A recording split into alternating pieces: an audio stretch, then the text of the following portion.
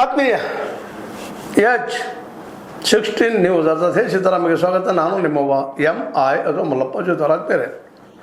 ಇವತ್ತೊಂದು ವಿಷಯ ನಾನು ಮೇಲಿನ ಮೇಲೆ ಒತ್ತು ಕೊಟ್ಟು ಹೇಳ್ತಾ ಇದ್ದೀನಿ, ಮುಖ್ಯವಾಗಿ ರೈತರಿಗೆ. ಯಾಕೆಂದರೆ ರೈತರು ಎಲ್ಲಿವರೆಗೆ ತಮ್ಮ ಕಾಲ ಮೇಲೆ ತಮ್ಮ ಅರ್ಥವ್ಯವಸ್ಥೆಯನ್ನು ನಿಲ್ಲಿಸ್ಕೊಳ್ಳೋದಿಲ್ವೋ ಅಲ್ಲಿವರೆಗೆ ರೈತರ ಉದ್ಧಾರವೂ ಇಲ್ಲ, ಈ ದೇಶದ ಉದ್ಧಾರವೂ ಇಲ್ಲ. ಮುಖ್ಯವಾಗಿ ಒಂದು ರೈತ ನಾಯಕರಿಂದ ತಿಳ್ಕೊಬೇಕಾಗಿದೆ.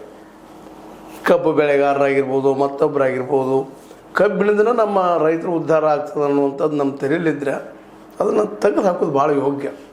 ಯಾಕಂತಂದರೆ ಕಬ್ಬ ನಿಮಗೆ ಗೊತ್ತದ, ಎಥನಾಲ್, ಸಾರಾಯಿ, ಸಕ್ಕರೆ ರೋಗಕ್ಕೆ, ಆರೋಗ್ಯಕ್ಕೆ ಹಾಳು ಮಾಡುವಂಥ ಒಂದು ವಿಷಯ. ಹೌದು, ಕಡಿಮೆ ಶ್ರಮ ಅದ, ಹೆಚ್ಚು ಲಾಭ ಬರ್ತದೆ ಅಂತ ತಿಳ್ಕೊಂಡಿದ್ರಿ. ಅಲ್ಲಿ ಭೂಮಿ ಸವಿತ ಆಗ್ತದೆ, ಭೂಮಿ ವೀಕ್ ಆಗ್ತದೆ ಅನ್ನೋದ್ರ ಬದಲಾಗಿ ನಿಮಗೂ ಅಭ್ಯಾಸ ಇಲ್ಲ ಅಂತಲ್ಲ, ಆದರೂ ಯಾಕೋ ಏನೋ ಅದರ ಮೇಲೆ ಡಿಪೆಂಡ್ ಆಗ್ತಾ ಇದ್ದೀರಿ. ಇದನ್ನು ಇವತ್ತು ನಾವು ಸ್ಪಷ್ಟವಾಗಿ ಹೇಳಬೇಕಾಗ್ಯದ. ಕಬ್ಬಿನಿಂದ ಮನುಕುಲಕ್ಕೆ ಅಪಾಯನೂ ಹೆಚ್ಚು.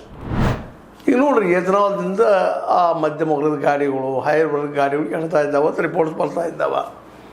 ಮತ್ತು ರೈತಗೂ ಲಾಭ ಇಲ್ಲ ಅದರಿಂದ. ಇವ್ರಿಗೆ 3,300 ಕೊಡೋದು ಹೆಚ್ಚಾಗ್ಯದ, ಅದನ್ನು ಕೆಲವು ಕಡೆ ಕೊಡುವುದಿಲ್ಲ, ನಿಮಗೆ ಗೊತ್ತಿರಲಿಲ್ಲ ಇದು. ಮತ್ತು ಅದರಲ್ಲೂ ಮುಖ್ಯವಾಗಿ ಕಬ್ಬಿನ ಜಾಗಗಳು ಎಷ್ಟು ಪ್ರಮಾಣದಲ್ಲಿ ಬೆಳೀತಾ ಇದ್ದೀವಿ. ಕಬ್ಬಪ್ಪ ಅಂದರೆ ಇವತ್ತು ನೀರಾವರಿ ಏರಿಯಾದಲ್ಲಿ ಹೆಚ್ಚು ಕಬ್ಬ, ಭತ್ತ ಇವು ಬಿಟ್ಟರೆ ಮತ್ತೊಂದು ಮಾಡಲಿಕ್ಕೆ ಹೋಗೋದೇ ಇಲ್ಲ ನಾವು. ಹೀಗಾಗಿ ಇನ್ನುಳಿದ ಬೆಳೆಗಳಲ್ಲಿ ಇಲ್ಲಿಲ್ಲ. ಮತ್ತು ಸಕ್ಕರೆಗೆ ಎಷ್ಟು ಬೆಲೆ ಬರ್ತದೆ ನಮಗೆ ಲೆಕ್ಕ ಮಾಡ್ರಿ, ಅದನ್ನು ಕೂತ್ಕೊಂಡು ರೈತ ನಾಯಕರು. ಯಾಕಂದ್ರೆ ರಾಜಕಾರಣಿಗಳು ಮಾಡೋದಿಲ್ಲ ಇದನ್ನು, ಅವ್ರಿಗೆ ಅದರ ಅವಶ್ಯಕತೆಯೂ ಇಲ್ಲ. ಅವ್ರಿಗೆ ಇನ್ನಷ್ಟು ಆಯ್ತಪ್ಪ, ಇಲ್ಲೇ ನೀವು ಕಬ್ಬು ಬೆಳೀರಿ, ಅಲ್ಲೇ ನೀವು ಇದ್ಕೊಂಡ್ಬಿಡ್ರಿ. ಅದರಾಗಿ ಕೆಲವೊಂದು ಶ್ರೀಮಂತರಿದ್ದಂಥವ್ರ ದುಡ್ಡು ಹೂಡ್ತಾರೆ ಕೋಟಿಂಟ್ಲೆ, ಅದು ಸಾಲ ನಮ್ಮ ಸಹಕಾರ ಬ್ಯಾಂಕ್ಗಳಿಂದ ತೊಗೊಳ್ತಾರೆ, ನಂತರ ಡೂಬು ಮಾಡ್ತಾರೆ ಅನ್ನೋದು ಅನೇಕ ನಾವು ಸಹಕಾರಿ ಸಂಘದ ನೆಲಗಟ್ಟಿನಲ್ಲಿ ಆರಂಭ ಆದಂತಹ ಶುಗರ್ ಫ್ಯಾಕ್ಟ್ರಿಗಳನ್ನ ನೋಡಿದಾಗ ಗೊತ್ತಾಗೇ ಆಗ್ತದೆ.